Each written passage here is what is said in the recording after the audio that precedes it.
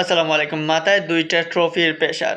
একটা premier league আর একটা হচ্ছে চ্যাম্পিয়ন্স লিগ। ২ টা ট্রফির প্রেশার নিয়ে আজকে উয়েফা চ্যাম্পিয়ন্স লিগের সেমিফাইনালে মুখোমুখি হবে অ্যাটলেটিকো মাদ্রিদের এই গানাররা অর্থাৎ আর্সেনাল।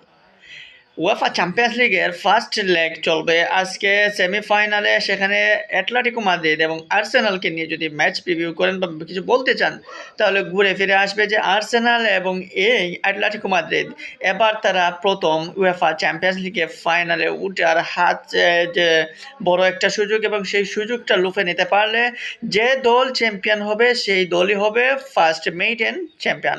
অর্থাৎ তাদের এই যে সূচনা আধুনিক ফুটবলে, তাদের যে যাত্রাটা হলো, এবং বর্তমান ফুটবলের যে আমরা Real, Barca, Bayern, Manchester City, Man U এর কয়েকটা দলের মধ্যেই সীমাবদ্ধ থাকি, তার বাইরে গিয়ে এই উয়েফা চ্যাম্পিয়ন্স লিগে অন্য একটা বড় দল আসতে যাচ্ছে, এবং সেই দলটা যদি হয় আর্সেনাল কিংবা অ্যাটলেটিকো মাদ্রিদ, তাহলে কেমন হয়? এবং সেটা হবে এবার নিশ্চয়ই ফাইনালে আমরা এমন একটি দল পাচ্ছি আর্সেনাল অথবা অ্যাটলেটিকো মাদ্রিদকে, যারা এখনও পর্যন্ত উয়েফা চ্যাম্পিয়ন্স লিগের কোনো শিরোপা নেয় নাই। আমরা লাস্ট উয়েফা চ্যাম্পিয়ন্স লিগে আমরা দেখেছিলাম পিএসজি চ্যাম্পিয়ন হয়েছিল, এবং সেটা পিএসজির জন্য প্রথম ছিল।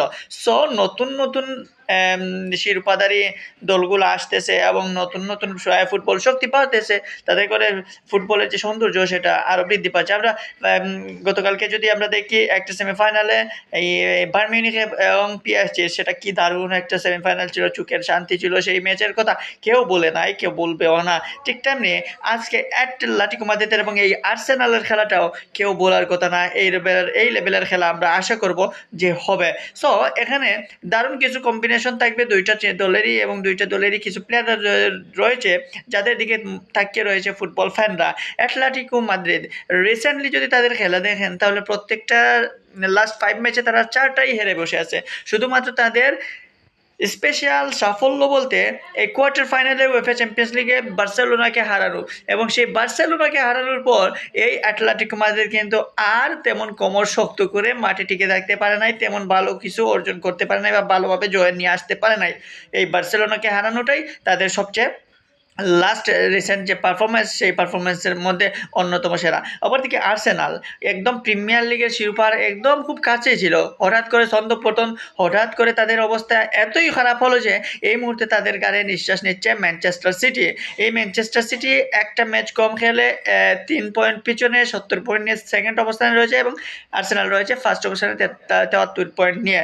সো এখানে আর্সেনালের ভাগ্য দুলতে হচ্ছে ম্যানচেস্টার সিটির পারফরমেন্স, সেই সাথে তাদের পারফরমেন্সের উপর ভর করে। সো এই মুহূর্তে আর্সেনাল কতটা প্রেশারে আছে সেটা তো বুঝতেই পারতেছেন। প্রিমিয়ার লিগের শিরোপাটা পেয়েও না পাওয়া অবস্থায়, আবার উয়েফা চ্যাম্পিয়ন্স লিগের আর মাত্র একটা স্টেপ, অ্যাটলেটিকো মাদ্রিদকে হারাতে পারলেই চলে যাবে ফাইনালে।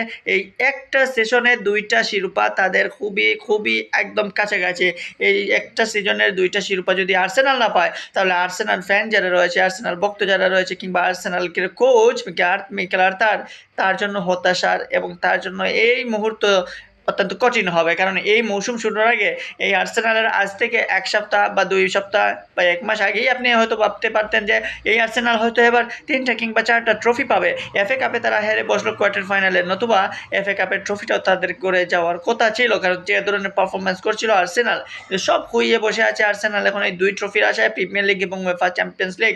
সো ইউরোপ সেরার এই যে টুর্নামেন্ট, এই টুর্নামেন্টে অ্যাটলেটিকো মাদ্রিদের মতো দারুণ একটা ডিফেন্সিভ টিমকে কীভাবে রুখিয়ে দেয় সেটাই হচ্ছে বড় বিষয়, এবং সেটা কীভাবে করতে পারেন আর্সেনালের প্লেয়াররা, জুবে মেন্ডি, ডেক্লান রাইসরা যদি ঠিকঠাক খেলতে পারে, তাহলে হয়তো আটকাতে পারবে অ্যাটলেটিকো মাদ্রিদ এই সিমিওনের এই শিষ্যদেরকে। অপরদিকে আলভারেজের জন্য একটা দারুণ একটা সুযোগ।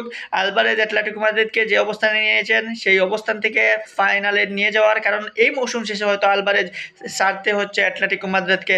শোনা যাচ্ছে তাকে নিয়ে দর কষাকষি হচ্ছে, তিনি হয়তো বার্সেলোনাতে চলে যেতেও পারেন। সো আলভারেজের জন্য একটা দারুণ অপশন যে এবার অ্যাটলেটিকো মাদ্রিদকে যদি বড় কিছু একটা দিয়ে যেতে পারেন, হয়তো তার ডিমান্ডটা আরও বাড়বে। এখন যে দামটা হয়তো আরও অধিক বাড়তে পারে। তো অপেক্ষায় থাকুন এই বিশাল ক্লাসিকো অ্যাটলেটিকো মাদ্রিদ এবং এই আর্সেনালের ম্যাচ দেখার জন্য।